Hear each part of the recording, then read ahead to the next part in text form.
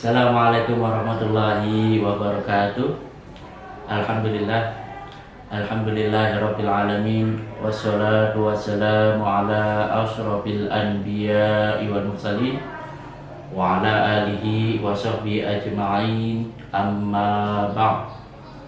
Anak-anakku yang Bapak cintai, yang Bapak banggakan, mudah-mudahan kita selalu diberikan kesehatan oleh Allah Subhanahu wa Ta'ala, dan mudah-mudahan kita dilindungi dari wabah yang sampai saat ini belum saja hilang. Mudah-mudahan Allah angkat wabah itu, kita selalu diberikan kesehatan oleh Allah Subhanahu wa Ta'ala. Baik anak-anak sekalian, di samping Bapak narasumber yang tidak asing lagi di antara kalian, bersama saya adalah Pak Amin. Ya. Pak Amin ini salah satu tenaga pengajar di SDIT Atako 02 ya, yang sampai saat ini alhamdulillah masih berada di tengah-tengah kita ya. Gimana Pak Amin kabarnya ya? Alhamdulillah hari ini kabar sehat ya. Dan saya berdoa semoga anak-anak Pak Guru yang ada di rumah semua keadaan sehat, ya dijaga oleh Allah Subhanahu wa Ta'ala dari wabah Covid ini. Memang saat ini kita sedang sibuk dalam penulisan raport ya. Betul. Kalau sebelumnya kita anak-anak melaksanakan PTS, maka untuk minggu ini kita diisi dengan kisah inspirasi ya buat anak-anak kita ya. Betul. Ya, anak-anakku sekalian, pada program kisah inspirasi ini insya Allah nanti akan ada hikmah yang dapat kalian ambil. Bapak teringat sebuah cerita nyata salah seorang pemuda yang pada saat sedang menuntut ilmu ya, memiliki semangat yang luar biasa ya. Padahal awalnya sebelumnya anak itu sangat ya dibilang malas lah belajarnya. Kalau tidak salah Ibnu Hajar ya, Asqalani. Nah, nanti Pak Amin akan menceritakan kisah inspirasi dari ulama besar ya, yang menjadi pengalaman hidupnya. Itu ya, dipersilakan Pak Amin. Baik. Assalamualaikum warahmatullahi wabarakatuh. Anak sekalian yang berbahagia ya, hari ini Pak Guru akan bercerita sedikit tentang kisah Ibnu Hajar Al-Asqalani. Tentunya ini menjadi pelajaran buat kita yang mungkin di rumah malas-malasan belajar. Ya, apalagi setelah kondisi seperti ini 6 bulan ini ya. Seperti ini ya, 6 bulan di rumah, bosan dan sebagainya. Iya, belum orang tua yang bunda-bundanya ya. Banyak sekali kendala ya. Tapi Pak Guru berharap kalian jangan berkecil hati, ya tetap semangat gitu. Walaupun dalam kondisi seperti ini. Ya, seperti mana kisah ini dikisahkan oleh ada seorang ulama, ya, ulama yang dulunya bukan ulama, ya orang biasa ya. Yaitu Ibnu Hajar Al-Asqalani. Ibnu Hajar Asqalani. Ibnu Hajar. Ibnu itu artinya anak. Iya. Hajar itu artinya batu. Asqalani itu nama sebuah tempat di Palestina. Ya. Desa lah ya. Iya, desa di wilayah Palestina. Singkat cerita, Ibnu Hajar Asqalani ini namanya adalah Ahmad bin Ali bin Muhammad Al-Asqalani. Ya. Nah, Ibnu Hajar ini dia sejak usia 4 tahun dia ditinggal wafat oleh orang tuanya. Sehingga dia menjadi anak yatim dan diurus dan diasuh oleh kakaknya. Berarti dia berapa bersaudara? Ya, dia ada beberapa saudara di sana ya. Nah, kemudian Hajar ini dititipkan kakaknya di sebuah lembaga pendidikan. Madrasah lah kalau kita di madrasah atau sekolah dasar gitu. Sekolah dasar ya. Nah, kemudian selama dititipkan ini, si Hajar ini termasuk anak yang rajin sebenarnya. Rajin, sekolahnya rajin, ya semangatnya juga luar biasa. Tetapi ada kelemahannya. Apa? Dia mempunyai kesulitan dalam belajar, kesulitan di dalam memahami pelajaran, ya. Sehingga ketika belajar itu tidak aneh kalau dia sering diledekin sama teman-temannya. Oh gitu ya. Iya, diejek lah. Ya si dia lagi nggak bisa, pasti nggak bisa lah gitu ya. Pokoknya diledekin dulu sama temannya. Tetapi si Ibnu Hajar ini nggak putus asa. Terus dia belajar sampai dia usia 40 tahun. Dia tetap Semangat belajar. Iya, sampai akhirnya dia melihat teman-temannya kok udah pada hafal ini, hafal itu, kok dia nggak hafal-hafal. Ya, akhirnya putus asa lah dia. Keluarlah dia dari sebuah lembaga. Sekolah ya. Sekolahnya. Karena memang belajar susah nih, belajar susah, diledekin mulu ke teman-temannya begitu kan.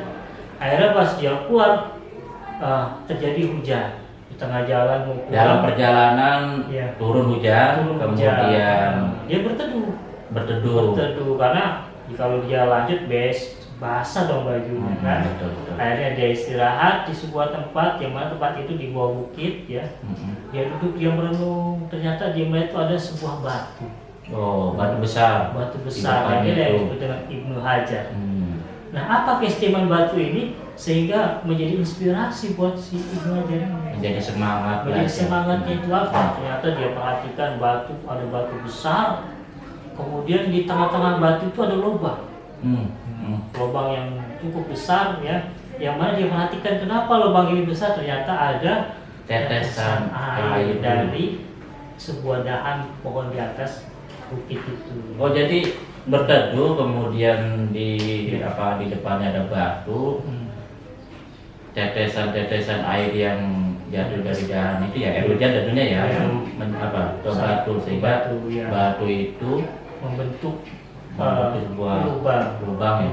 Hebatnya air itu ya. Iya, air. Padahal air itu kan sederhana, lembah ya. Tapi karena air setiap hari, tiap hari menyentuh batu ini akan bergeser, bergerak. Dia berpikir, wah, batu saja bisa bolong, kenapa saya punya otak nggak bisa saya belajar ini? Betul. Wah, inilah menjadi inspirasi besar dia.